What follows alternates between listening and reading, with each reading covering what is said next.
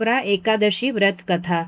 શ્રી યુધિષ્ઠિર બોલ્યા, હે ભગવાન, વૈશાખ માસના કૃષ્ણ પક્ષની એકાદશીનું નામ શું છે તે કૃપા કરીને કહો। શ્રી કૃષ્ણ ભગવાન બોલ્યા, હે રાજન, વૈશાખ માસના કૃષ્ણ પક્ષની એકાદશીનું નામ અપરા છે। તે અપાર ધન દેનારી છે, પુણ્ય આપનારી અને પાપને નષ્ટ કરનારી છે। જે મનુષ્ય આ એકાદશીનું વ્રત કરે છે તેની આ લોકમાં પ્રસિદ્ધિ થાય છે। અપરા એકાદશીના વ્રતના પ્રભાવથી બ્રહ્મહત્યા, ભૂતયોની, બીજાની નિંદા આદિના પાપો નષ્ટ થાય છે। જો કોઈ ક્ષત્રિય યુદ્ધક્ષેત્રમાંથી ભાગી જાય તેઓ નરકમાં જાય, પરંતુ આ એકાદશીના વ્રતથી તેમને સ્વર્ગની પ્રાપ્તિ થાય છે। જે શિષ્ય ગુરુની વિદ્યા ગ્રહણ કરે પરંતુ પછી તેમની નિંદા કરે તે નરકમાં જાય, પણ અપરા એકાદશીનું વ્રત કરે તો તેઓ સ્વર્ગમાં જાય છે।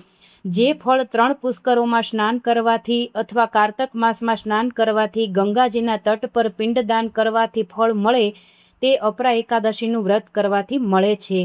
હાથી ઘોડાના દાનથી તથા યજ્ઞમાં સ્વર્ણદાનથી જે ફળ મળે છે તે ફળ અપરા વ્રતના ફળના બરાબર છે। હાલમાં જ વિયાયેલી ગાય, ભૂમિ અથવા સ્વર્ણના દાનનું ફળ પણ આના ફળના બરાબર હોય છે। અપરા એકાદશીનું વ્રત પાપરૂપી અંધકારનો નાશ અને સૂર્ય સમાન છે, તેથી મનુષ્યે અપરા એકાદશીનું વ્રત અવશ્ય કરવું જોઈએ।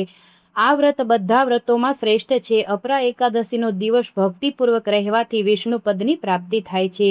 સિંહ રાશિવાળાઓએ બૃહસ્પતિના દિવસે ગોમતીમાં સ્નાન કરવાથી, કુંભમાં શ્રી કેદારનાથજીના દર્શન કરવાથી, બદ્રિકાશ્રમમાં સ્નાન કરવાથી જે ફળ મળે તે ફળ અપરા એકાદશીના વ્રતના બરાબર છે। તો મિત્રો, આ હતી વ્રત કથા અને મહાત્મય। તો જરૂરથી અપરા એકાદશીનું વ્રત કરવું જોઈએ।